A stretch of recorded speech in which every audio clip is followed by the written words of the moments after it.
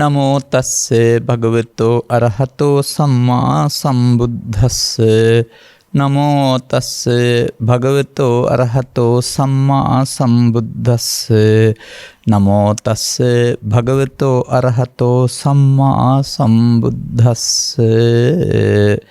යේන මානේන මත්තාතේ සත්තා ගච්ඡන්ති දුග්ගතින් තං මානං සංවදඤ්ඤාය පජහන්ති විපස්සිනෝ පහයන පුනායන්ති ඉමං ලෝකං කුදාචනං තී.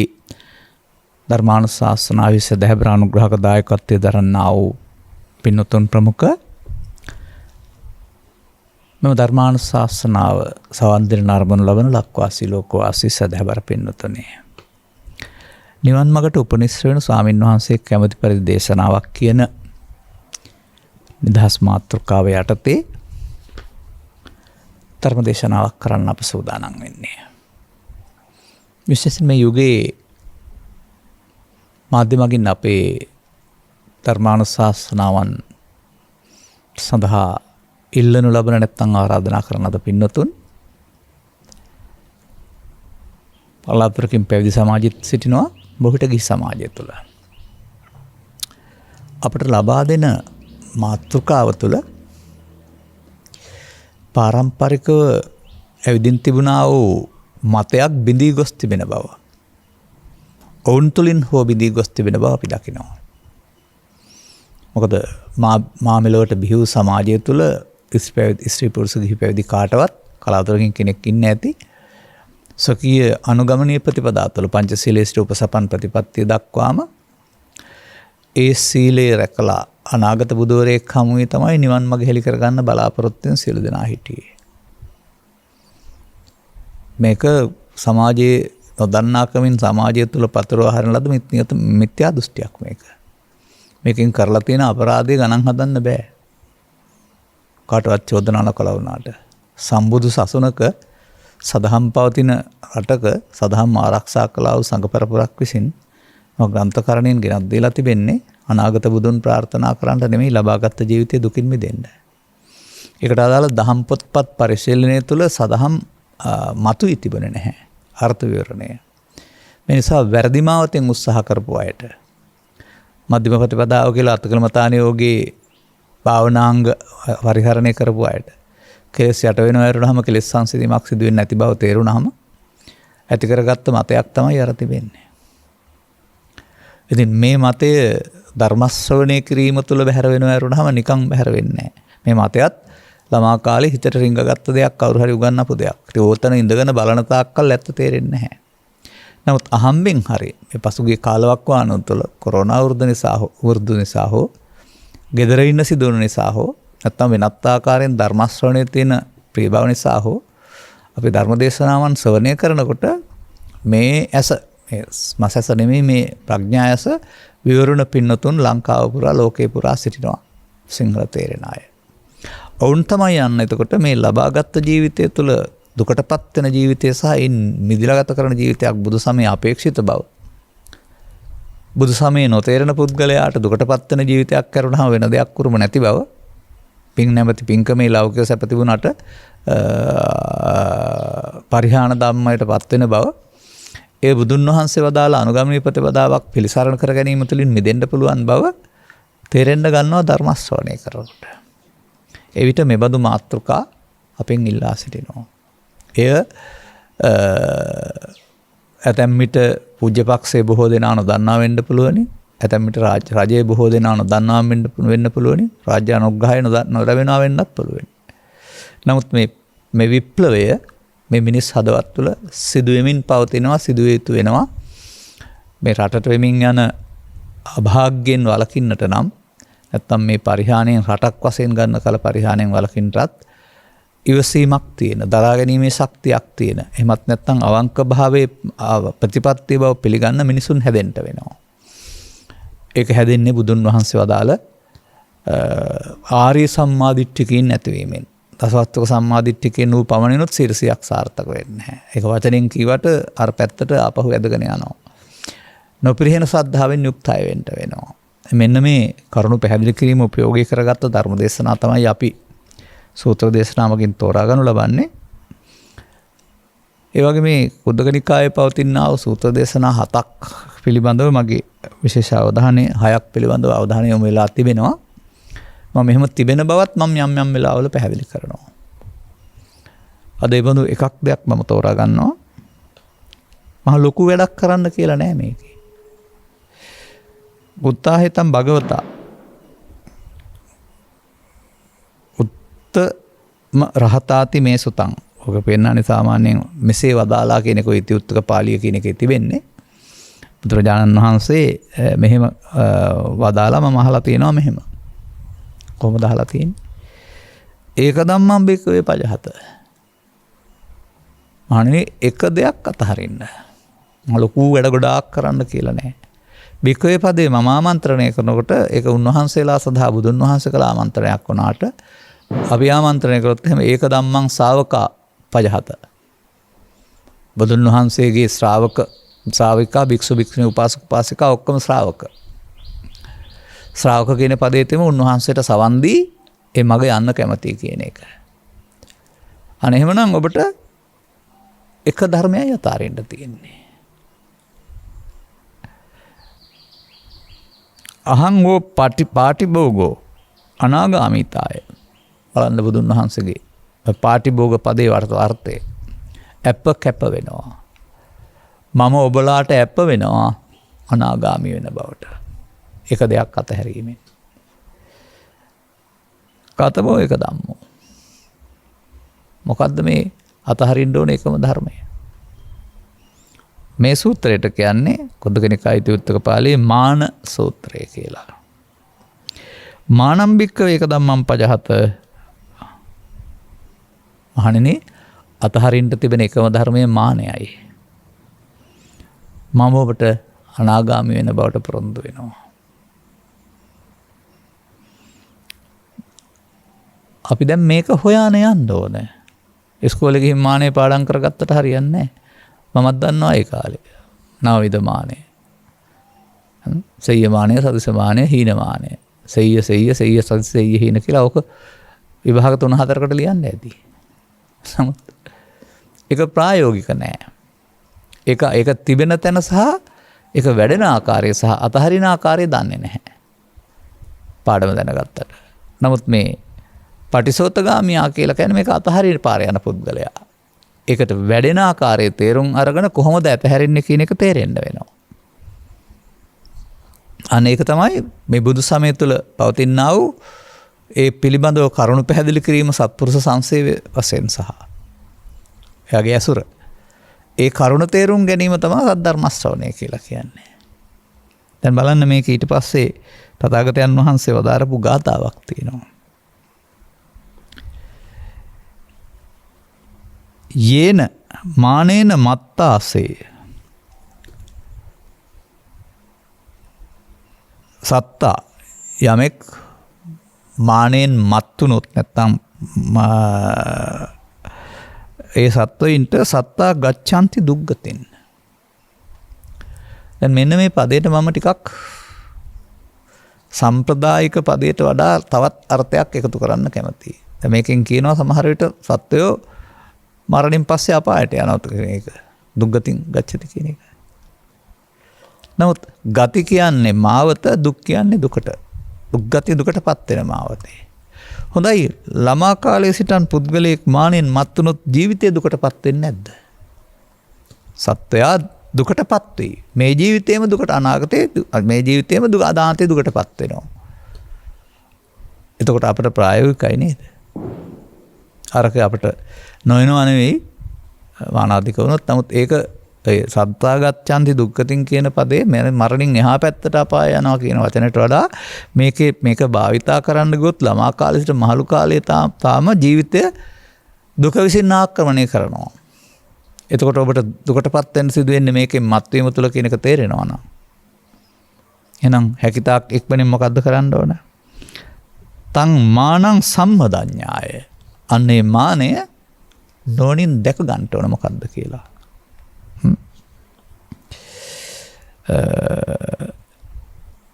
එතකොට මොකද වෙන්නේ? පජහන්ති විපස්සිනෝ. අන්න එතකොට ඔහුට මානය බැහැර කරන්න පුළුවන් නෝනින්. විවසුන් නෝනින් ප්‍රඥාසින් ඔහුට ඒක පහ කරන්න පුළුවන් කමක් තිබෙනවා. පහ කළොත් පහය න පුනායන්ති මා ලෝකං කුදාචනං. යම් කිසි පුද්ගලයෙක් මේ මානෙ නැමැති එකම ධර්මය ඔහුට ජීවිතය තුළ පහ කරගන්න පුළුවන් නම් අය අනාගත බුදුවරයෙක් ඕනෙත් නැහැ, මරණයෙන් පස්සේ නිවනක් ඕනෙත් නැහැ, වෙන පෙරම් පිරීමක් ඕනෙත් නැහැ, තෙන ත්‍රිවිධ හේතුක ප්‍රතිසන්දියක් ඕනෙත් නැහැ. කිසි දවසක ආය මව් ගැබකට එන්නේ නැහැ. ඉමං ලෝකං කුදාචනං. ආය මේ ලෝකෙට කවදාවත් එන්නේ නැහැ කියලා තියෙන්නේ. මතක තබා ගන්න. මේ මානය පහ කළා වූ කිසි කෙනෙක් මේ ලෝකෙට ආයේ එන්නේ නැහැ. දැන් අපට මෙහෙම කිව්වට මේක තේරුම් ගන්න බෑ. දැන් මානය කියන්නේ මොකද්ද? මානය කියන්නේ මම කියන හැඟීම. අර අපිට උගන්වන්නේ මට වඩා මට හා මහා සමාන, මට වඩා උසස්, මට වඩා පහත්. අර මට කියන ඒකකයේ තියෙනවානේ. ඒ මට කියන මම කියන ඒකකයෙන් මානය කියන එකේ තේරුමත් මැනීම කියන එකනේ. එතකොට අර ඒකේ තියෙන උසස් පහත් ආදී වශයෙන් මැනීම. එතකොට ඒකේ දිත්වයක් හැදෙනවා. එතකොට මේ මානය කොහෙද තියෙන්නේ?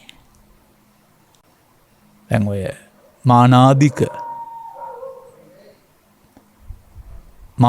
බව බ්‍රහ්මා වගේයි කියලා කතා කරනවා. ඒ වගේම මාර්ගඵලලාභීත්වයටපත් වුනහම නිහතමානී කියලා කතා කරනවා.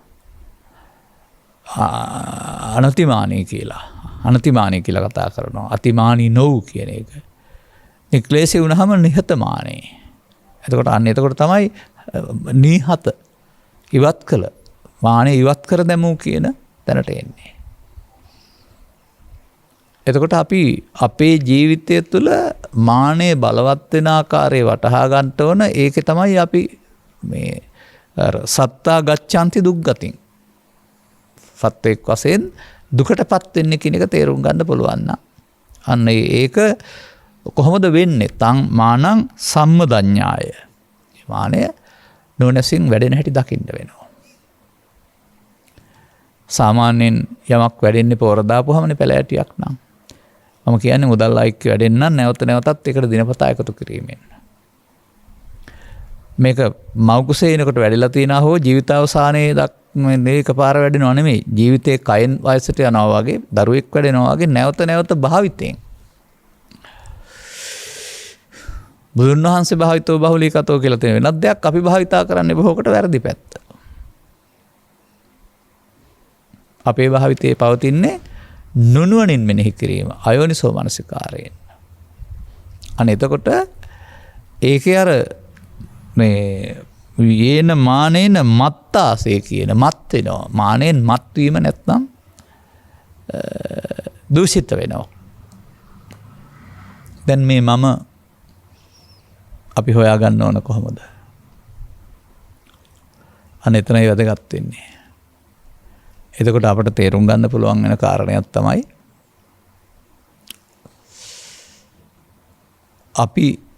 අපි දකිනවා මව්කුසෙන් බිහි වී ජීවිතාවසානය දක්වා ජීවත් වෙන කෙනෙක් මේකේ ඉන්නවයි කියලා. අපි යම්කිසි ප්‍රතික්‍රියාවක් දක්වන්න යන්නේ මේ මට බැන්න ගැහුව පාඩුවක් කළා රිදෙව්වා ආදී වශයෙන් මට කියන අර්ථයෙන් මේ මට කියන අර්ථය අපි පුද්ගලයා කියලා හිතනවා. නමුත් අපට වැරදුන දේ තමයි මව්කුසින් බිහි වූ තැන් පටන් ලදරුවා ළමයා තරුණයා මහල්ලා මේ ඔක්කොම කයක් තුලින් එක්කෙනෙක් කියලා හිතන එක. එක්කෙනෙක් ඉන්නවා කියලා හිතන එක. අපට දකින්න බැරි වෙනවා බුදුන් වහන්සේ වදාළ ලහු පරිවත්තං ඇතේදං චිත්තං. අපි මව්කුසෙන් බිහිවීම උපත වශයෙන් සහ ජීවිතාවසානයේ මරණය වශයෙන් අරගෙන එක්කෙනෙකුගේ උපතක් මරණයක් අපි ඇහෙන් දකිනවා හිතනවා. නමුත් දවසක් පාසා මොහොතක් පාසා තත්පරයක් පාසා බුදුන් වහන්සේ වදාරනවා බුදු ඇසකින්වත් දකින්න බැරි තරම් වේගෙන් මේ සිත තරම් වේගෙන් ඉපදී නැසෙන දහමක් මම උදෙසින්වත් දකින්නේ නැහැ කියලා. ඒක තව තැන්වල උදේ උපන් සිත දවල්ට නැහැ කියලා. තව තැන්වල වඳුර එක අත්තක් අල්ලන් ඉන්නකොට ඒකේ ඉන්නේ අතෑරපුවම අනිත් අත්තේ ඉන්නේ මේ අත්තේ නැහැ වගේ.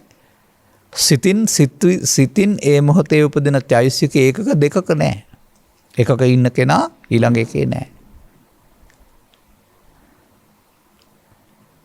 නමුත් අර මානෙන් යුක්ත පුද්ගලයාට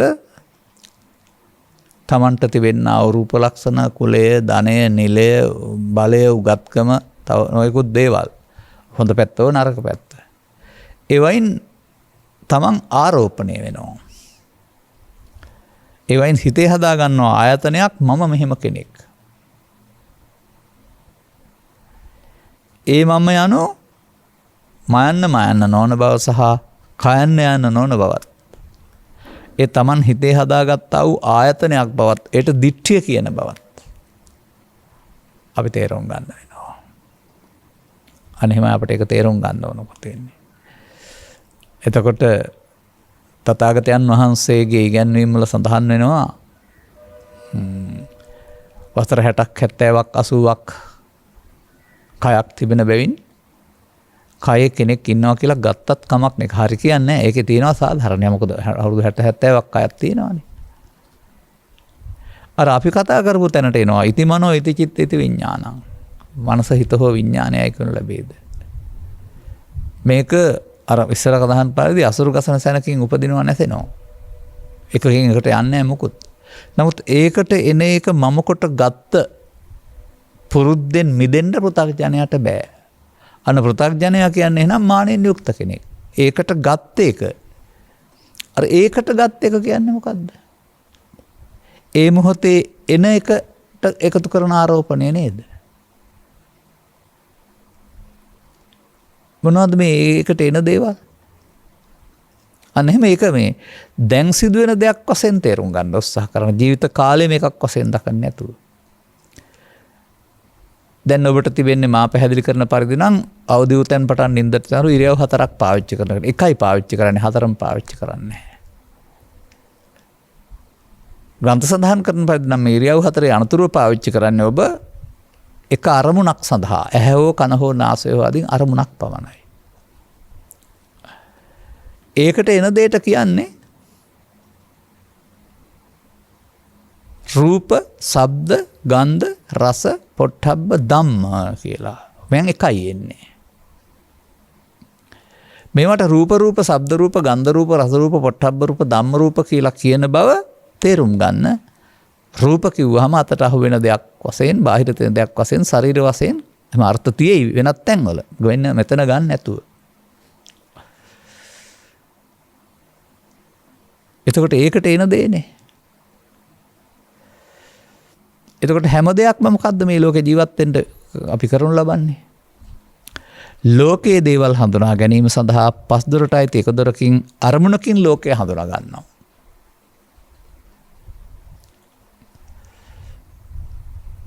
බාහිර තිබෙන දේවල් සියල්ල ගැන බුදුන් වහන්සේ වදාරන්නේ ප්‍රසාද 6 ගෝචර රූප 6 කියලා විතරයි ලෝකේ තියෙන්නේ. සබ්බං ඕබික්ක වේදේසිස්සාමි. අසත් රූපයත් කනත් ශබ්දයත්. මේ 12න් පිටස්තරව කිසිවක් තියෙනවා කියලා කිව්වොත් ඉස්සරහට පවත්තන යන්න බෑ කියලා තියෙනවා. එතකොට අන්න එතන තේරුම් ගන්න ඕන මේ ලෝකයක් සමග සම්බන්ධ කිරීමේදී අපි බාහිරයේ තිබෙනා වූ දේ හඳුනා ගැනීම සඳහා හට ගන්නා වූ මේ හිතේ හට ගන්නා වූ චිත්තචෛසික සමූහෙහි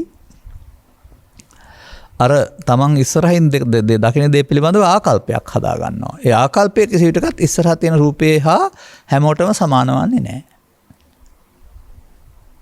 ඒ තිබෙනා වූ හැඩරුවානෝ කැමැත්තක් අකමැත්තක් ප්‍රියාප්‍රිය බවක් ඇලෙන ගැටෙන බවක් ඒක ඒ බාහිර වස්තුවේ තියෙන දෙයක් නෙවෙයි තමන් හදා ගන්න දෙයක්.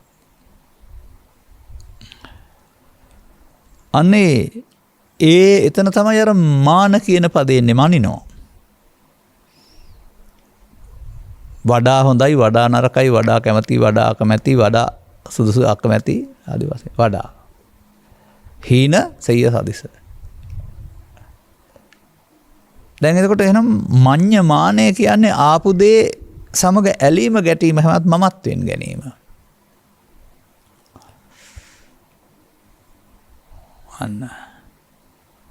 අන්න එහෙම අපි එන්න වෙනවා බුදු සමයේ උගන්වන ඉගැන්වීම් හරහා අප ළඟ තිබෙන මේ මම කවුද කියලා හොයාගන්න. දැන් ඔය දේශපාලනඥයෝ පොලිස් නිලධාරීන් නැත්නම් යම් අය තමන්ව අභියෝගයට ලක් වුණාම එහෙම නැත්නම් තමන්ගේ තියෙන නිල මානය අන්න හරි නිල මානය කියලා ගන්නවා. නිලයේ පිළිබඳ මමත්වෙන් ගැනීමක්. එහෙම වුණාම අනිත් අයට තලාපෙලා කතා කරන හැටි අපි දකිනවා. තමසේ දන්නවද මම කවුද කියලා? ඒ මම කිව්වේ කයටදර නිලයටද? අන්න එහෙම තමන්ට තිබෙන තත්ත්වයෙන් හිස උදුම්මා ගැනීමට කියනවා මානය කියලා. දැන් ඒ කයද එතකොට? කයත් සමහරට හැඩරුව තියෙනවා නම් හරි ආරෝහ පරිණ දෙන්න යුක්ත නම් හරි නැත්නම් ස්වරූපී නම් හරි ඒක පිළිබඳවත් හිතට ගන්න පුළුවනි. රූපනන්දා වගේ. ඒතකොට රූපේ කෙරෙහි අතිමානී වෙලා. අතිමානී වෙන්න නැත්නම් මානී වෙන්න රූපයෙන්, ශබ්දයෙන්, ගන්ධයෙන්, රසයෙන්, ස්පර්ශයෙන් උගත්කමින්, ධනවත්කමින්, දුප්පත්කමින් තව ඔය ඕනෑම දෙයකින් සාමාන්‍යයෙන් මේකට ගම්බද භාෂාවේ කතා කරන්නේ පොළොවට උඩින් යනවා කියලා. ටික හිතට අරගෙන කියලා. ඒ වචන වලින් කියන්න හදන්නේ ඒක තමයි ඒ. ඔළුව උදුම්මගෙන කියලා. අර තියෙන தත්වයන් හැමදාම තියෙනවා කියලා හිතන්නේ නැතුව සමහර විට වෙනදා පාරේ ගිය කෙනා කතා කරලා දැන් කතා නොකර යනවා. වෙනදා ආධාරයක් දෙන්න දොර අරපුණා දැන් ආධාරයක් අරින්නේ. දැන් ඒ ධානේ තියෙනවා දැන් අපි මොකටද කාටවත් අත පාන්නේ එහෙම කියලා. එහෙම ගමේ රටේ ඇහෙනවා ඔය සම්බන්ධයෙන්. අනේ විදිහට කවුද එහෙම කරන්නේ? එහෙම කරන්නේ පෘථග්ජන හැමදෙනාම. පෘථග්ජන කියන හැම දෙනාටම ওই මෞකසෙන් බිහිවි ජීවිතාවසානය දක්වා මේ යන කියන අර්ථයෙන් පුද්ගලෙක් ඉන්නව ඇරුණාම ඔහු තුළ ස්කන්ධ පහෙන් පහට උපදිනවා මැරෙනවා කියන ඒකකයේ පිළිබඳ අවබෝධයක් නැහැ. අවබෝධයක් නැතත් මානෙ වැඩෙනවා. අන්න දැන් මේකට බුදුන් වහන්සේ වදාරනවා ඒතං මම ඒතෝ අහං අස්මින් ඒසෝ මේ අත්තා. ඒතං කියන්නේ කායට නෙවෙයිනේ අර. ඒ මොහොතට ආපු හැඟීමට. අපි මෙතන කතා කරන්නේ මාන ගැන විතරක් නිසා අපි ඒක කතා කරමු. එන ඕනෑම දෙයකින් ඒ මගේ. ඒ මම මගේ. ඒ මගේ ආත්මය. අර ආත්මකට ගන්නවා කියන එකේ තේරුම ඉදිරිඵලයක් උපදින්න හේතු හිතෙන ඉතුරු වෙන ආකාරයෙන් අල්ලා ගන්නවා කියන එක.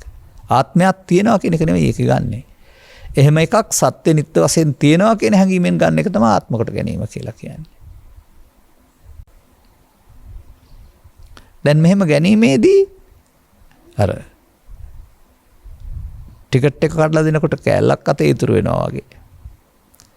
බිල ලියලා දෙනකොට කාබන් කොලයට කෑල්ලක් ඉතුරු වෙනවා වගේ මේක මෙහෙම භාවිතා කිරීමේදී අර පරිහානිය චිත්ත අභ්‍යන්තරයේ මානෙන් ටික ටික වැඩෙන එක.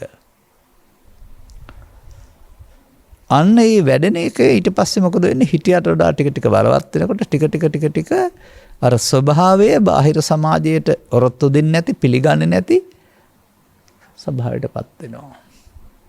දැන් ඔහුට ඒකෙන් විඳින්න සිද්ධ වෙනවා. විඳවන්න. මට මෙහෙම කළා. මටයි මෙහෙම කරන්න කියලා. දැන් වර්තමානයේ අපට යම් යම් අභියෝගයන්ට මුහුණ දෙන්න වෙලා තිබෙනවා. සමස්ත සමාජයේම ක්‍රියාකලාපයේ ප්‍රතිඵලයක් වශයෙන්. සමස්ත සමාජයේ කිව්වම මම මේ ඡන්දදායකයා වෙනම පාලකයා වෙනම එහෙම ගන්නෙ නැහැ. සෑමෝම 48න් පස්සේ ඉඳහත ලබාගත් ජීවිතේ රට සංවර්ධනය කරන්න ණය ගත්තා. දුන්න නිසා ගත්තා නැත්නම් හදන්න ඕන නිසා ගත්තා අපිත් පරිහරණය කළා. අපටත් සරල ජීවිතේ බුදුදහමේ සඳහන් ආනන්ද සුඛේ තේරුනේ නැහැ. දැන් ඉතින් ලෝකේ නිදහස් වෙන රට එක පුද්ගලයෙක් තනියම මං හිතන්නේ රුපියල් ලක්ෂ 6 ගානේ ගෙවන්න ඕන. ඔබ මේ ගැන ඔබ දන්නේ නැහැ. මට හරියටම මේක පුද්ගල ණය බර පිළිබඳ මෑත සංඛ්‍යාලයකට හම්බ වෙලා නැහැ. මම හිතන විදිහට මේ වන විට අපි රට හදන්න කියලා ණය වෙච්ච ප්‍රමාණය එක පුද්ගලයා ලක්ෂ 6 ගානේ හොයලා ගෙවන්න වෙනවා අපිට රට නිදහස් වෙන්න නම්. දැන් මොකද වෙලා තියෙන්නේ? අපිට ඉස්වීමක් නැතුව වැරදි පැත්තට ගිහින්නේ. දැන් මේකේ විපාකේ නේද මේ ඔක්කොම අද ඩොලර් හිඟේ කියන එකක් තුළ විඳින්නේ. තවත් ඔකට බාහිර හේතුත් බලපෑවා. දැන් මේකට දැන් ඉතින් අවුවට හරි වැස්සට හරි කොරෝනාවට හරි ආණ්ඩුවට හරි ගෑස් වලට හරි තෙල් ඕන එකක් අල්ලගෙන දැන් අපි කෑ ගහනවා කියන එකේ තේරුම අපිට මම කාටවත් පක්ෂව එහෙම කතා කරනවා නෙවෙයි. තේරුම අපි මත් වෙලා. අපිට දැන් අනුන්ගේ වැරද්දක් පේනවා අපි වැරද්ද පේන්නේ නැහැ. හොඳයි ඉතින් ඒක කෑ ගැහුවට විසඳුමක් හම්බ වෙනවද? නමුත් විසඳුම් හොයන්න පුළුවන්නේ. තම තමන්ගේ මට්ටමින්. අවුරුදු 50ක් 60කට 70කට ඉස්සර ජීවිත ගත්තොත් එහෙම එතෙන්ද යන්න කියනවා නෙමෙයි විකල්ප. ලයිට් තිබිලා නෙවෙයි මිනිස්සු ජීවත් වුනේ. ගෑස් තිබිලා නෙවෙයි මිනිස්සු ජීවත් වුනේ. පොහොර තිබිලා නෙවෙයි මිනිස්සු ජීවත් වුනේ. ඒ ප්‍රාථමික විකල්පට යන්න කියන එක නෙමෙයි කියන්නේ මම. මේකට විසඳුම් හොයන්න ඕනේ. මතක තබා ගන්න. මට මතකයි අපේ අම්මලා තාත්තලා හෝ ආච්චිලා සීයලා මාස ගණනක් තිස්සේ නිවසේ හදා ගන්නා වූ අලු ඇතුළත් කොට ඇති කොළ ඇතුළත් කොට ඇති පොහොර විශේෂයක් කුඹුරු සකස් කරනකොට දිනපතා යන ගමන් ගිහින් මේකට හලනවා. මටත් මතක කාලයක් මම හිතන්නේ 70 69 පස්සේ තමයි ඔය ක්‍රිමිනාශක කියන කාරණා පොහොර කියන කාරණා ආවේ කියලා. අපි ඒකට අද ගිජු වෙලා එක නැතුව බෑක් යන්ත්‍රයට ඇවිදින් ඉන්නේ. අමතර පැත්තක් මේ මට මතක් වුණේ. මේකට කෑ ගහනවට වඩා සාමාන්‍යයෙන් අර අඳුරට බැන බැර ඉන්නවට වඩා ඒක ඊටපන්දමක් දැල්වන එක හොඳයි කියලා තියෙනවානේ. පොහොර රටින්මද ගෙන්නන්න ඕන. සූර්යා පොහොර හදලා දෙන්නේ නැද්ද අපිට? විදුලි කොටන අකුණු වලින් පොහොර හදලා දෙන්නේ නැද්ද? රනිල සාක කියන්නේ මොනවද කියලා ඔබ ඉගෙනගෙන නැද්ද? රනිල සාක ඉරේ උදව්වෙන් පොහොර හදනවා. එන ඔබට සස්්‍ය මාරු යටතේදී නැත්තම් ගොයන් කපලා ගොඩට ගන්නකොට පුළුවනි නම් තෙතමනිය තියෙනවා නම් මඩ වගුරක් නොවෙනවා නම් ඈතින් ඈත මුං ඇර ටිකක් නැත්තම් රනිල කුලේ බීජයක් දාලා මන ඒක පැලවෙයි. කරල් හැදුනොත් ගත්ත හැකි නැත්තම් හරක් කෑවත් ඒක ආපහු හාන පොර ගන්නකොට අර මූල ගැටිතිත් එක්ක තමයි ආපහු පොළොවට පස් වෙන්නේ. ඒ පොර නෙමෙයිද?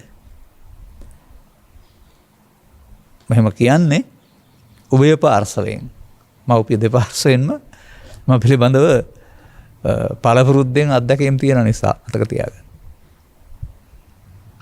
ඒ නිසා මම දකින්නේ මේ සිදුවෙන සිද්ධීන් සම්බන්ධයෙන් අපි මෙතන නම් තියන්නේ මානේ අපි මේ අවුස්සා ගන්න ක්‍රෝධය නැත්තම් දෝෂය. ඉතින් සත්තා ගච්ඡාන්ති දුක්ගතින්නේ දුකටපත් වෙනවානේ. ඒක වෙන දවසක පැහැදිලි කරන්න. එතකොට එහෙනම් ඒකට මොකද්ද කියන්න තියෙන්නේ අපිට? මේ සත්‍ය අදුකටපත් වෙන්නේ මොකක් නිසාද? නැවත නැවතත් තේන කාරණේ සමග එකතු වීමෙන් මමත්වෙන් ගැනීමෙන් මම බවටපත් වෙනවා. මානේන මත්තාසේ මත් වෙනවා. මේක තමයි පෘථග්ජනයාගේ ඉරණම. දැන් ඕකට සම්බන්ධයි අනිත් සේරම ඊට පස්සේ. ඒකයි මේ එකදම් මං කියලා කතා කරන්නේ. එක පැත්තක් විතරයි මේ පෙන්වන්නේ, තවත් ධර්මතා පෙන්වනවා. තවත් ඉදිකින් කියනවා නම් දැන් මේ තමයි නිත්‍ය සුඛාත්ම කියන සංකල්පයට අහු වෙන එක විදිහක්. ඔය ඒතන් මම ඒතොහමස්මෙන් ඒසෝමේ අත්තා කියලා කියන තේරුම ඒවා සමග ඇලෙනවා ගැටෙනවා මුලා වෙනවා කියන එකේ තේරුම මේක මමත්වෙන් ගන්නවා කියන්නේ නිත්‍ය සුඛාත්ම වශයෙන් ගන්නවා. දැන් බලන්න මේ බඳු ඇලෙන කරුණු සංඛ්‍යාව 1 නම් 1ක් 2 නම් 2ක් 10 නම් 10ක් 100ක් නම් 100ක් ක්‍රමයෙන් වැඩි වෙනව නේද ළමා කාලයේ සමග. දැන් එවිට ඒ මානාධික ස්වභාවය බලවත් කරගත්ත තරමට පාලනය කරන්න බැරි තරම් ඉහළට ආපුවම ඒ දැවෙනවත් ඇවෙනව නේද? දැන් සත්තා ගච්ඡanti දුක්ගතින් නේද? පරලෝ යන යන්නේත් ඒ තරම් උසස් කරගත්ත මානයකින් නේ. අතිමානෝති කුක්කුරෝ කියලා ගාතාවකුත් තියෙනවා. ඇත්තම මම දන්නේ. මේ අතිශය උහළ මානෙන් උත්තාම ඒක සුනකෙක් බවට පත් වෙන්න සිද්ධ වෙනවායි කියලා. මමත් ඔය සුනක සත්තුන් දකිනවා උන්ට බිම ඉන්න බෑ පුටු උඩ ඉන්න ඕනේ. පුරුදු කරන්නේ නැත්නම් එහෙම. උන් ඉහළම තැනක ඉන්න තමයි උපතින්ම හොයන්නේ. අපි නම් සත්තු හදලා පුරුදු කරලා තියෙනවා බිම ඉන්න නමුත් ඔවුන්ගේ උපන් රටාව මම දකින්නේ පන්ත තැනක ඉන්න බෑ ඉහළම ඉන්න. ඒ සතර පුරුද්ද වෙන්න බැරි නෑ. එතකොට මේක අපි තේරුම් ගන්න ඕන දැන් ඔබට යම් වයසක්ද ඇවිත් තිබෙන්නේ. ඒ වයසේදී ඔබට තේරුම් යන්න ඕන ඒ මොහොතට ඇහැට කනට නාසයට ගැටෙන කාරණයක් මුල් කොටගෙන අවුව නිසා, වැස්ස නිසා, පින්න නිසා, ජය නිසා, පරාජය නිසා එහෙම නැත්නම් තවත් ඉතින් ওই රටේ තියෙන ಜಾති ආගම් කුල කියන මොනවා හරි කාරණයක් නිසා. ඒවා සමග ඔබ ගැටෙනවා නම් ගැටලුවක් ඇති කර ගන්නවා නම් ඒ දිත්තයක් වෙලා ඔබට අල්ලන්නේ. ඔබ ඉන්නවා ඔබේ ළඟ ඔබට මේක අල්ලන්නේ. ඒකමනේ වර්තමානයේ සීල ප්‍රශ්න තුල දිරියෙන් මොහොන දෙන්න සංසුන්න දරා ගන්න බැරිව අර හැඟීම් ප්‍රකාශ කරනවා පෙන්වන්නේ. එහෙම පුද්ගලයෙක්ම Taman නිදහස් බවට පත් වෙලා අනිත් අය වැරදි කාර්ය කරනවා පෙන්වන්නේ. නමුත් ඒ සියල්ල ගත්තේ කාට කන්න දෙන්නද? කාගේ යාස සමෘද්ධිය සඳහාද? ඔබ ඔක්කගේම. ඔබ දැන හෝ නොදැන අනුමැති ඇතු හෝ නැතුව එහෙමයි. ඔය කියන්න වෙලා තිබෙන්නේ. ඉතින් මේක තවදුරටත් සංකීර්ණ වෙනවා යරුණහම පෘථග්ජන භාවය තුළ සරල භාවයෙන් ජීවත් වෙන්න තේරෙන්නේ නැහැ සමාජයට. Tamanට අවශ්‍ය ප්‍රමාණයට වඩා ඇඳුම් පැළඳුම් යාන වාහන කෑම බීම නිවාස මුදල් මේ සියල්ල පිළිබඳව ප්‍රගතියක් හොයනවා යරුණහම ඒ තුළ සැප තියනවා කියන යරුණහම සරල බවට පත් වෙන්න පෘථග්ජනයට තේරෙන්නේ. නමුත් සල්ලහුක වුත්ති සහැල්ලු ගති පැවතුම් ඇති. අන්න මේ බුදු සමය තුළ මේ කෑම කන්නේ කාටවත් පේන්න නෙමෙයි, අඳින්නේ කාටවත් පේන්න නෙමෙයි, නිදන්නේ කාටවත් පේන්න නෙමෙයි, ගෙවල් දරවල් තියෙන තවත් කාටවත් වඩා ලොකුවට පෙන්වන්න මේවා ප්‍රදර්ශනයට තියෙන දේවල් නෙමෙයි මූලික අවශ්‍යතා කියලා තේරුම් ගත්තාම ඒ තුළ අර සදිස හීන අනිත් අයට වඩා Tamanට වඩා අනිත් අය උසස් Tamanට වඩා අනිත් අය පහත් කියලා බලන්න තියෙන ඕනකම දුක්ගින දෙන බව. මානෙන් බලනවා. දැන් තං මානං සම්මදඤ්ඤාය. අනේ මානෙ පිළිබඳව නුවණින් හොයන්න වෙනවා ඊට පස්සේ.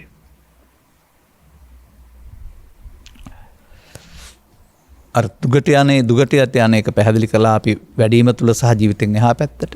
දැන් ඒ පාරේ යන්න එපා නම් ඒ පාරේ ගියොත් හම්බෙන ඉරණ මේක නම්. ඒ ඔබ මතක් කරගන්න ඒ බඳු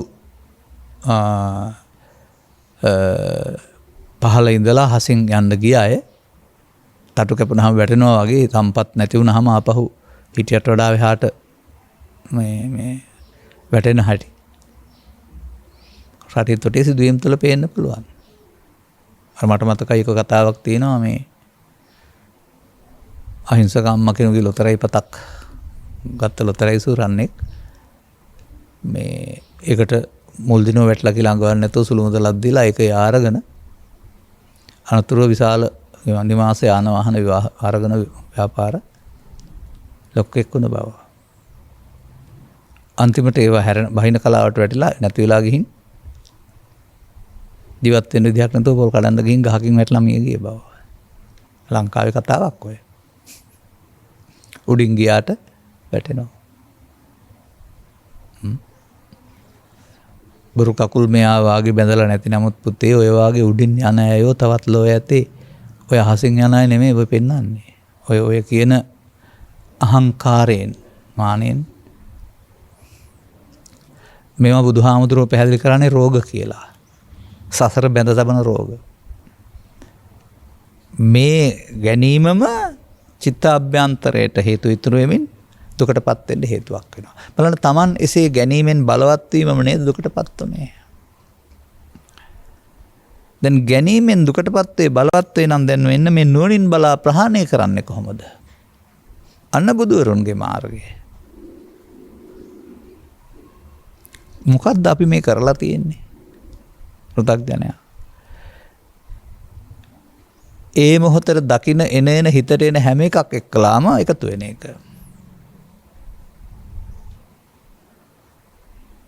ඒ එකතු වෙනවට තමයි මේ පෙන්වන්නේ ඒතන් මම ඒතු හමස්වෙන් ඒසෝ මේ අත්තා කියලා. දැන් මේක පුරුදු කරන්න බුදුබණක් ඕන නැහැ ආගමක් ඕන නැහැ. ශ්ලෝකේ ඔක්කොම කරන්නේ ඕක තමයි. ඒ කියන්නේ ඔක්කොම අනුසෝතගාමින්. ඒ අනුසෝතගාමීත්වය තුළ ආගමික බව පින පවසා වෙනත් යහපත් දේවල් තියෙන්න පුළුවන්. ඒවට විපාක වෙනව තිබියදී මේ මානය කියන එක වැඩෙනවා. දැන් එතකොට මම යන්න අකුරු දෙකක්ද මම යන්න ශරීරයේද මේ මොහොතට මෙන්න මේ හැඟීම අල්ලා ගැනීමද? ඉතින් ඒ නිසා දුකටපත් වෙන්නේ මඤ්ඤමානෝකෝ බික්කුබ්බද්දෝ මාරස ආපේක මමත්වෙන් ගැනීම එන්නේ. අමඤ්ඤමානෝ මුත්තෝ පාපිමතෝ කියන එකෙන් පෙන්වන්නේ මේක නේද මේ එතකොට. පජහන්ත විපස්සිනෝ නුවණින් අතහරින්න කියන එක. දැන් අම්මා අතහරින්නද තාත්තා අතහරින්නද රැකියාව අතහරින්නද ගෙදරවල දොර අතහරින්නද? ඒ මොහොතට ආපු හැඟීමට එකතු වෙන පුරුද්ද අතහරින්න. අන්න පාර. දැන් මේ කතා කරන්නේ මේ පිළිබඳව සමාජයේ තියෙන ප්‍රතිඵල සමග සාකච්ඡා කරලා. මේ අපිත් සමග අපට දුරකථන අංකෙන් කතා නොකලත් කවදාවත් දැකලා නැති වුණත් මේ ඔස්සේ යන පිරිස් ඉන්නවා. ඒ බඳු අයගේ ඇසුරට ගිහින් බලන්න වුන් ඉස්සරට වඩා දැන් මානෙන් ඉදිමිලාද කේන්තියෙන් කතා කරනවාද වුන් වෙනස් වෙලා නැද්ද කියලා. වුන් ටිකක් නිවුන ජීවිත ගත කරන්නේ නැද්ද කියලා. ඒ වුන් ප්‍රායෝගික බුදු සමයට ඇවිදින් වඳින පුදුන අදහන බුදු සමය වෙනුවට මෙන්න මේ ජේ මානං තං මානං සම්මදඤ්ඤාය පජහන්ති විපස්සිනෝ කියන පදේට අයිති කාරණාව වුන්. වුන් මම හඳුනා ගන්නවා. මම යන්න අකුරු දෙකක් නොවන බවත්. මම යන්න කය නොවන බවත්. ඒ මොහොතේ ඇසෙන් කනෙන් නාසෙන් දිවෙන් කයෙන් හිතට එන දේ සමග ඇලීමෙන් ගැටීමෙන් මම හැදෙන බවත්.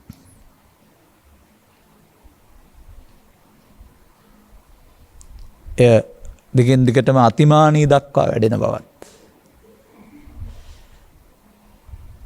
තේරෙනවා. එන්න එහෙමනම්.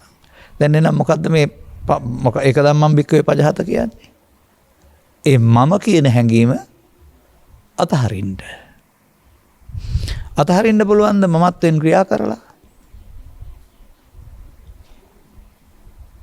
බැන්නොත් බැන්නවා ගැහුවොත් ගහනවා හරි දෙවොත් තෝරනවා කියලා කතා කරන්නේ මමත්වෙන් ක්‍රියා කිරීම නෙවෙයිද? හැම එකකම රියැක්ෂන් එක කියලා කියන්නේ මමත්වේ ක්‍රියාවක් නෙවෙයිද?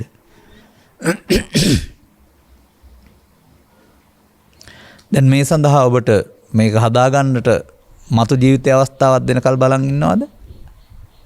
ගත වුණ ජීවිතයේ අවස්ථාවක් එයි කියලා බලන් ඉන්නවද? මේ මොහොත උදා වෙන්නේ හැමදාම අවදි වුණ මත් සමග ඒ මොහොතේ කියලා තේරෙනවද? කවදාවත් ඒක අනාගතේ උදා වෙන්නේ අතීතෙන් ගන්න බෑ කියලා. දැන් මෙන්න මෙහෙම වර්තමාන මොහොතේ සතර හදාගන්න පුද්ගලයාට ඒක සුණක් හත්තක් නෙමෙයි. ඒක දුකට කාරණයක්. නමුත් අපාතෙන් සිද්ධ වැරද්ද තේරෙනවා නම් ඒක එන්නේ දැන් මේ ගැටෙනකොට අපේ සිතාභ්‍යන්තරයේ තිබිලා කියලා තේරෙනවා අපි හදාගත්ත දෙයක් බව. හදාගත්ත දේ චිත්තාභ්‍යන්තරයේ හේතු වශයෙන් තිබී ඵල වශයෙන් උඩට එන විට ඒතනින් ඉවත් වීමේ අවස්ථාව ඒ බව. එකතු නොතින් ඔබ ආයත් අනාගතයට තවන බව. නිදන් කරන බව. කම්ම නිදාන කරන බව තේරෙනවා නම්.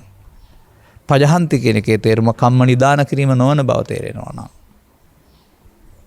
කොහොමද බැහැර කරන්නේ?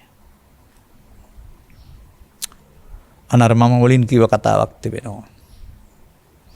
දරුවා තරුණයා මහල්ලා එක්කෙනෙක් වශයෙන් පේන්නේ කයෙන් ඉන්න නිසා. නමුත් අපි සිතින් මොහොතක් පාසා උපදිනවා මැරෙනවා. ඒ ගමන තමයි අපට කයකින් කෙනෙක් යනවා පේන්නේ. ඒ උපදින් මොහොතක් පාසා මැරෙන විට මොකද කරන්නේ? ඒ මොහොත ලෝභයෙන්, ද්වේෂයෙන්, මෝහයෙන්, මානෙන්, ඊර්ෂ්‍යාවෙන්, කෝරයෙන්, වෛරයෙන් මේ පෙන්වන්නේ මමත්වයේ විවිධ ආකාර. මානෙ අරගෙන එකතු වී පවත්වා අනාගත හේතු තබා ඔබ අවශේෂයක් කරනවා. මේක ඔබේ භාෂාවෙන් කියනවනම් මට වෙලාවක් ආවයිකෝ. මටත් වෙලාවක් ආවයිකෝ. මම මොකට හොඳ වැඩක් කරා. අන්න එහෙම ඒ වචනෙන් කියන දේ ඔබේ සිතින් ඉදිරියට තැබීමක් කරන්න. මේ ඔබ කරන්නේ දුකට හේතු හැදීමක් බව. මේ ඔබ පිටපස්සෙන් ආපහු එන බව. එතකොට කවුරුත් ඔබ දුකට පත් කරලාද ඔබම නේද මේවා තබා ගැනීම තුළින් ආපහු මේ වදයට පත් වෙන්නේ. දැන් බුදුරජාණන් වහන්සේගේ යෝජනාවක් තියෙනවා. ඔවා හංගන් ඉන්න හදන්න එපා. බුදුරජාණන් වහන්සේ සද්ධර්මයේ හැමෝට ඔබ යම් තාක් දුරට මේවා හංගාගත්ත කෙනෙක්. ඒකට කියනවා උපන්න කුසල් කියලා. ඒ උපන්න කුසල් දුරු කිරීමට ගන්නා වෑයම කියලා සම්මා වායාම වල නැද්ද?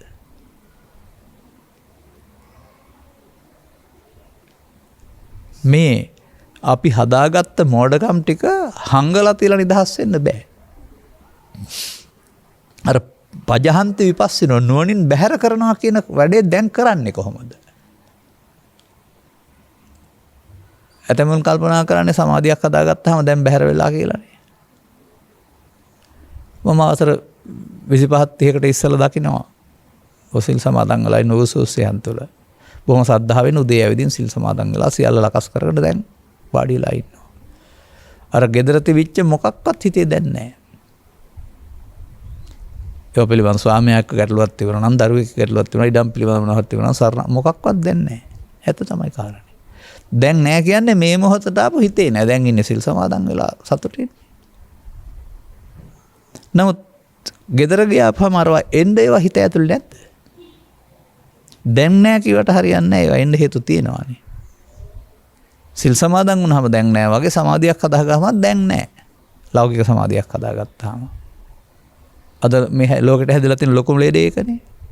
ওই ටික ඔක්කොම තියාගෙන මග ඇරලා ඉන්න හදා ගන්නවා සමාධිය. සම්මා සමාධිය කියලා. මේ තියෙන සතුට කියලා උදන් අනනවා. ඔය බොළඳ සතුට හොයාගත්තේ අද නෙමෙයි 1981. ඔකට කියන්නේ බොළඳ සතුට. ඕක නිකන් සාගරයක් මැද තිබෙන හතර පැත්තට හේදිලා යන දිවයිනක් වගේ. ටිකක් වෙලා ඉන්න පුළුවන් ඊට පස්සේ කොහොම හරැල්ල ගහලා දිය වෙනවනේ. බුදුරජාණන් වහන්සේ වදාරන්නේ ඕයම් මගහැරලා ඉන්න සංසුන් සමාධියක් හදාගන්න කියලා නෙමෙයි. අර තබපු දේවල් ඇවිදින් ඉවත් කිරීම තුළ ඒ පැත්ත හිස් වෙනවා. නොතැබීම තුළ ඒ පැත්ත හිස් වෙනකොට එන්න නැති වුනහම තියෙනවා තවත් සමාධියක්. ඒකට ලෞකික සමාධිය කියන්නේ ආනන්තරික සමාධිය කියලා කියනවා. ඒකට දුක කියන්නේ ඒක දුකින් මිදීම කියලා කියනවා. තමා හදාගත්ත දුකට හේතු ටික Taman බැහැර කළ යුතුයි නේද? මෙතන් මානං සම්මදඤ්ඤාය කියලා පෙන්නන්නේ ඒක නේද? මනා නුවණින් මේකේ Taman හදාගත්ත මොඩකමක් තියලා දැකලා දැන් ඉතින් එකතු වෙමින් බලවත් කරන පාර අතහැර දමා එන්නට හැර එකතු නොවෙන්නට. ඒක තමයි බැහැර කරන පාර. එන්නටත් ඕනේ. නමුත් එන එක වෙනක් එන එක එකතු වීම තව එකක්. එන එක වෙනත් එන එකට එකතු නොවීම තවත් එකක්. මෙතන පාරවල් දෙකක්. ඔය කියන්නේ අපි Y junction කියලා. එහෙම නැත්නම් තුම්මන් හන්දි කියලා. එක පාරකින් එන්නේ. පාරවල් දෙකක යන්න තියෙනවා. එන්නේ අතීතයේ තිබිලා වුණ කෙනෙකුට. පෘථග්ජනයා පල්ලමට තියෙන පාර යනවා පරිහානිය දක්වා යන පාරේ. තවදුරටත් එකතු කරමින්. අනිත් කෙනා ඒවා බැහැර වෙන ඇතුළත නොසැඟ වෙන පාරේ යනවා. අර පල්ලමට ගියොත් හේතු ඉතුරු වෙනවා පහු. අන්න එහෙම කාටත් මේ අතීතේ එනවා පෘථග්ජන පුද්ගලයා එකතු වෙමින් සතර හදනවා. ආර්ය පුද්ගලයා එකතු නොවීමෙන් බැහැර කරනවා. දැන් ඔබට තේරුණාද වර්තමානයේ බුදුරජාණන් වහන්සේ වදාළ බැහැර කිරීමේ මධ්‍යස්ථානය, කසල බැහැර කිරීමේ මධ්‍යස්ථානය. ඔය කසල තියෙනවානේ. ඔක්කොම කුස්සිය බැහැර කරන තැනක් තියෙනවා, නැත්නම් එළියේ පාරායින බැහැර කරන තැනක් තියෙනවා. එන දවසට ඔක්කොම දාගෙන යනවා කසල. කසල බැහැර කරන්න එපා. නැත්තම් ගඳ ගහනවානේ. මේ කසල ඒ වගේ සිතේ තියෙන කසල තැන්පත් වෙලා තිබෙනවා. ඒකෙන් එන්න ආ දුර්ගන්ධය තමයි ඔය මානසික දුක කියලා කියන්නේ. බාහිර ලෝකේ තියෙන එකක් නෙමෙයි. බැහැර වෙන්න අතීතයේ ඇවිදින්නෙම වෙනවා, අනාගතයට නොතැවීමෙන් නිව වෙනවා කියන කාරණේ තමයි මෙතන මේ පෙන්වන්නේ පජහන්ති විපස්සිනෝ කියන එක. දැන් ඉතින් මේක තේරෙනවා නම් ඔබ කවුද? සසර හදන කෙනෙක්ද? සසරට හේතු නොහදන කෙනෙක්ද? අනුසෝත ගාමියෙක්ද? පටිසෝත ගාමියෙක්ද? පෘථග්ජනයෙක්ද? ආර්යෙක්ද? කාගේම සහතිකයක් ඕනේද? ඔබට මේ අතීතයෙන් එන එකට එකතු වෙලා ප්‍රතික්‍රියා දක්වන්නට යාම මඤ්ඤමානයේ මම බවත්, මාන බවත්, ඒක ප්‍රහාණය කරන්න ඕන බවත්, එනිසා උපේක්ෂා සහගත වෙන්න ඕන බවත්,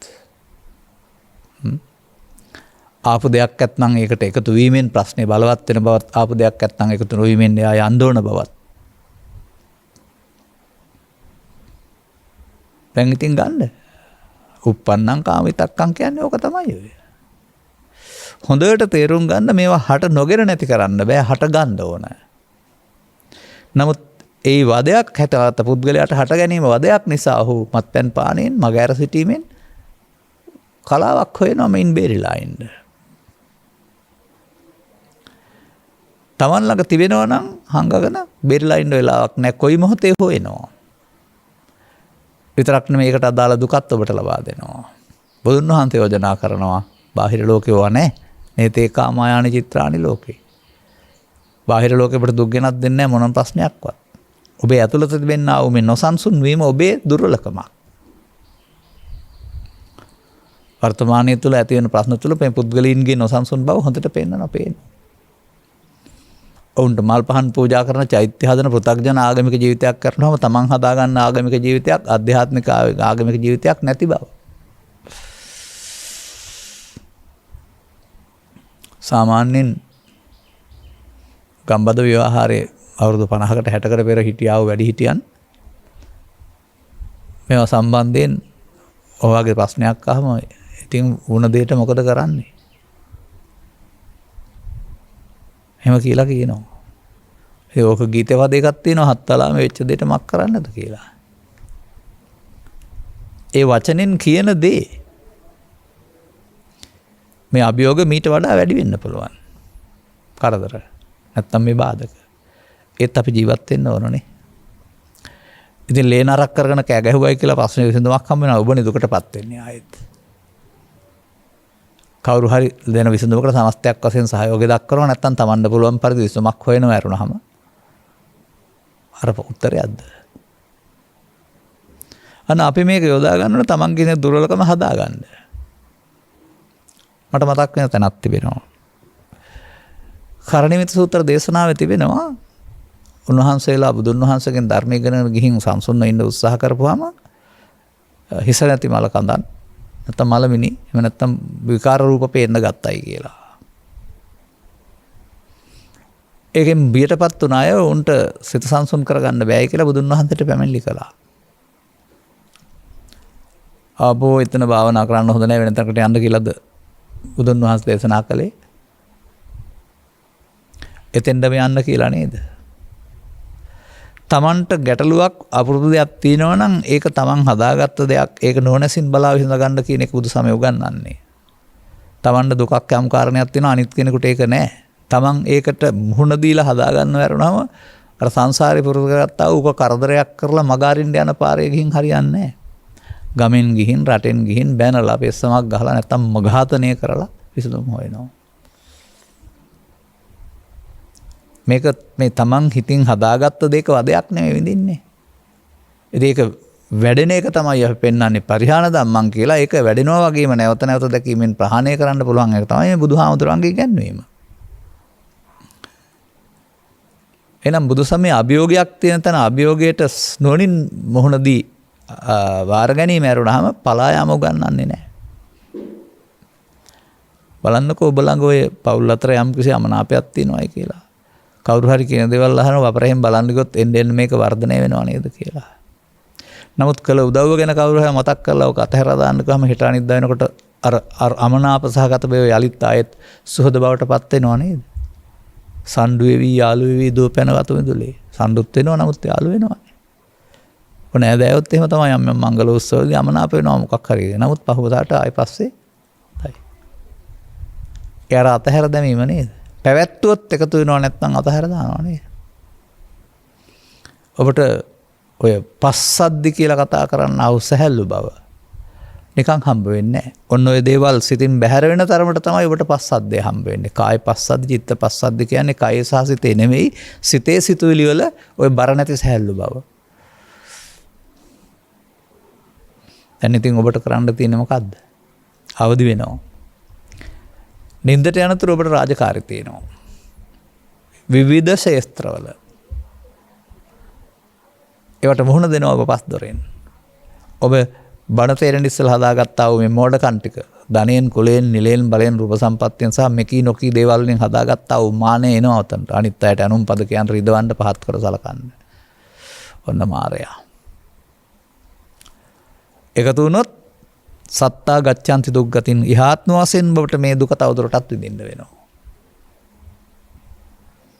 බලවත් වෙන්න. අන්න ඒ තමන් විසින් අනුගමනීය කරන ප්‍රතිපදාව තුළයි මේක බලවත් වෙන්නේ කියලා තේරුණාම තං මෝහං සම්මදඤ්ඤාය. දැන් බැහැර කරන්න වෙනවා නුවණින්. නුවණින් බැහැර කිරීම තමයි බුදුරජාණන් වහන්සේ වදාළ මාර්ගය. මතක තබා ගන්න. මේ මොහොතට එන දේ නුවණින් බැහැර කිරීම. අන්න බුදුරජාණන් වහන්සේ එකට එකතු කරලා තියෙනවා ඔය ඔබ පාවිච්චි කරන අසිහියෙන් එකතු වෙන එක වෙනුවට මේ මොහොතට මේක එකතු නොවීමෙන් මේක බැහැර වෙනවා කියන අවබෝධයෙන් යුක්තව වීරියක් කරන්න ඕනේ කියලා. දැන් එහෙමනම් ඔබට මම ආපු වෙලාවට ඒ මමත්වයට එකතු නොවීම නේද මේ බැහැර කිරීම කියලා කියන්නේ. දැන් බලන්න මේක උගන්වනවා නේද? කාමරාග ව්‍යාපාද තුනී කිරීම විනාශ කිරීම කියලා.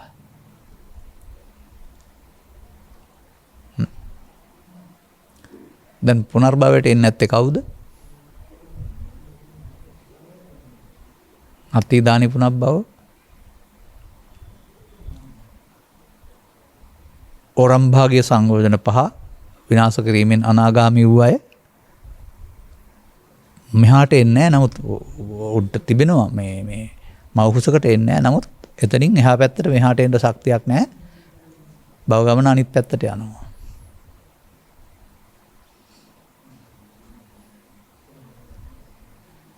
ඒ දක්වා ඔබට හදන්න තියෙනවානේ. ඔබට පැවරී තියෙන රාජකාරී කිසිවක් අත්හරින්න වෙන්නේ නැහැ යහපත් දේවල්. ඒ තුල සැඟවෙන්නා වූ මේ ස්වභාවය ඔබ අන් අයට නොදැනෙන්නට නුනින් දැකීම තුළින් එයාට තැන නොදීමෙන් එකතු නොවීමෙන් ඔබ භාවිතා කරන්නේ ඒ මානෙ නැමැති අபிසංකාරයේ ප්‍රහාණය බව. මානෙ නැමැති අபிසංකාරයේ අනිත්‍ය බව ඔබට තේරුම් ගන්න පුළුවන් වෙයි. වසර ගණනාවක් තිස්සේ වැඩුණ එක දවසට බලාපොරොත්තු වෙන්න එපා බිඳුව දක්වා යයි කියලා. නමුත් මට විදිය ගත්තොත් එහෙම සාමාන්‍යයෙන් රුපියල් 10 20 නැත්තම් ඒ කාලේ 10 අද රුපියල් 10 වෙන්න කැටේට දානකොට ආයිකේ බලවත් වෙනවා. ගන්න වෙන්නේත් එක. අවශ්‍ය වුණාම අපි සමහරවිට රුපියල් 10 වල අරන් තියනවා කැටේ. අනිත් පැත්ත හරවලා ඉදි 60 කටුවක් එකක් දාලා හරවලා මුගක් ගන්න බෑ එක ගන්න පුළුවන්. එක ගත්තොත් මහන්සියෙන් හිස් වෙනව නේද? අනේ එක කැටෙන් අරගෙන කැටේ හිස් කරනවා වගේ එකින් එක නැවත එනේන මොහොතක් පාසා එකතු නොවීමෙන් එහි මූලය බලවත් වීමෙන්ට දුර්වල වීම. ඔබට තේරෙවි තියෙන තුරු වෙනවා නැති දවසට එන්නේ නැහැ කියලා. තියෙන තුරු එන එකේ වදේ ඔබට තේරෙවි එක දුක බවත් නැති දවසට වදයක් නැති එක දුර නැති බවත් තේරුම් ගන්න ඔබට ටිකක් දුර යනකොට තේරෙවි මේ තමයි පාර කියලා. ඔන්න ඒක ධම්මං භික්ඛවේ පජහත. පළමුව එහෙමනම් මම හඳුනා ගන්න වෙනවා. කෙස්ලොම් නිදත් වලින් හැදෙන්නේ නැහැ. මායනෙන් හැදෙන්නෙත් නැහැ. ඒ මොහොතේ එන ඒ සමග ඇලීමෙන් මමත්වෙන් ගැනීමෙන් ඒතන් මම මානය. ඒක ඉතින් මාන සෙය්‍ය සදිස හීන වෙලා හිතින් බලනවා. සාපේක්ෂ කිසිවක් නැතුව වෙනවා අන්තිමට. සිදුවෙන ඕන දෙයක් නැත්නම් ඒකක් සම්බන්ධයෙන්ම උසස් පහත් නැහැ උපේක්ෂා සහගතයි. බාහිර දේවල් සිදු වෙන්න පුළුවන් අදාළ අපිට මේ සම්බන්ධයෙන් මතයක් නැහැ. ඒ මතේනේ ඔය දැන් ඔය ඉදිරිපත් කරන්නේ. තමන් තුළ ඇතුළත තියෙන දේ තමයි එළියට ඇවිදින් අර ප්‍රතික්‍රියා දක්වන්නේ කයෙන් වචනෙන්. ඔය පසුගිය කාලවක වානවල තුළ ඉතින් ඔය ලැබෙන දේවල් බෙදා හදා ගන්නට ගිහින් ඉන්දනහල් අසල නීත්‍යානුකූලව සාමකාමී වෙනකොට ගහ බැන ගන්න ගිහින් පොලිසියෙන් පවා දාන්න උනේ ඔය දරා ගන්න බැරිකම තමයි. ඒ බඳු අභියෝගයකට මුහුණ දෙන්න බැරිකම. අපහසුතාව හරි කියලා හෝ සාධාරණ කරනවා නෙමෙයි මම. නමුත් ඕනෑම දෙයකට අපට මුහුණ දීම තුළ අපේ බෞද්ධකමේ තැන්පත්කම ප්‍රදර්ශනය කරන්න පුළුවන් වෙලාවක්. නැත්නම් හදා ගන්න තියෙනවා. අන්න එහෙම මාවතක් මේක. එතකොට බුදුන් වහන්සේගේ වචනයත් මතක තියාගන්න. ඇපවීමක්. බුදුන් වහන්සේ යමකට ඇප වුණා නම් පාර හරිනම් වරදින්න බෑ. පාර වැරදි නම් වෙන්නේ නැහැ. එතකොට බුදුන් වහන්සේගේ නෙමෙයිනේ වැරද්ද තියෙන්නේ. පාරේ වැරද්දක්. එනිසා මේ මොහොතින් මොහොතට අනාගත ඵලයක් උපදින්න හේතු නොකර ඉතුරු කිරීමේ අභ්‍යාසය මිනිසා විසින් පුරුදු කරන්න ඕන. මව් කුසෙන් බිහිවන තැන මැරෙන කල් කෙනෙක් ඉන්නවා කියලා හිතන්නේ නැතුව නැවතත්. එතකොට මොහොතින් මොහොත ඔබේ මානය මිය යනවා. ඔබ ඉතුරු වෙනවා. අදාළ කරුණු තේරුම් ගැනීම සඳහා අදාළ කරන්නා වූ ප්‍රඥාව විවර කරගන්නට අනුගාමී ප්‍රතිපදාවට එන්නට මේ කරුණු පැහැදිලි කිරීම උපනිශ්‍රේවා හේතු වාසනා වේවායි කියන සුභාශිංසනය කරමින් මම ධර්මානුශාසනාව මෙතකින් අවසන් කරනු ලබනවා. මෙම උතුම් ධර්ම දේශනාවේ ප්‍රඥානාලිකාව තුළින් විකාශනය කිරීම සඳහා සදැහැති දායකත්වය දරන ලබන්නේ අංක 1166 ඉරක් 32 උද්‍යාන පාර කොට්ටාව උතුර පන්ටිපිටිය ලිපිනෙහි පදිංචි කපිල නවරත්න මහතා සහ සුමුදු නවරත්න මහත්මිය විසිනි.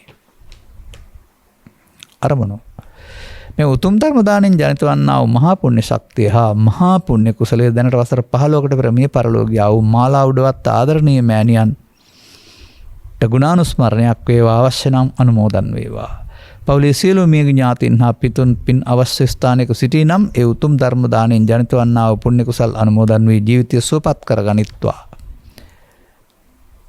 මතු උපදිනා භවයකදී මිනිසත් බල බානුගමී ප්‍රතිපදාව තුලින් නිවන් මඟ හෙළි කරගනිත්වා.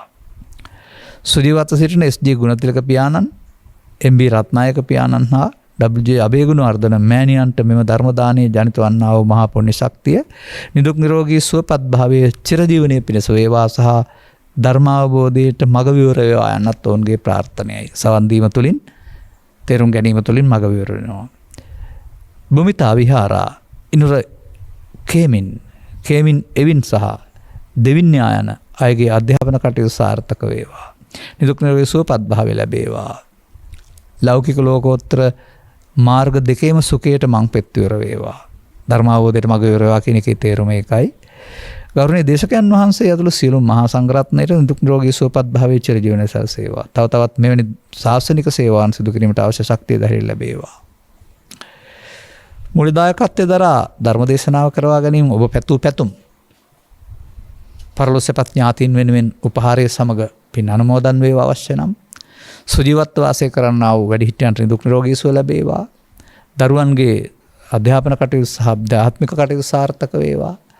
අනුග්‍රහක බෞතුන් වශයෙන් කටයුතු කළා ඔබටත් ධර්මශ්‍රය කළ හැමටත් ඉහාත්ම වශයෙන්ම අප ළඟ දුකටපත් වෙන්න කාරණයක් තියෙනවා. ඒ ප්‍රහාණය කිරීම ධර්ම මාර්ගය වටහාගෙන අනුගමනීය ප්‍රතිපදාවක් තුළින් සැනසෙල්ල උදා වේවා යන්න අපේද ප්‍රාර්ථනයයි.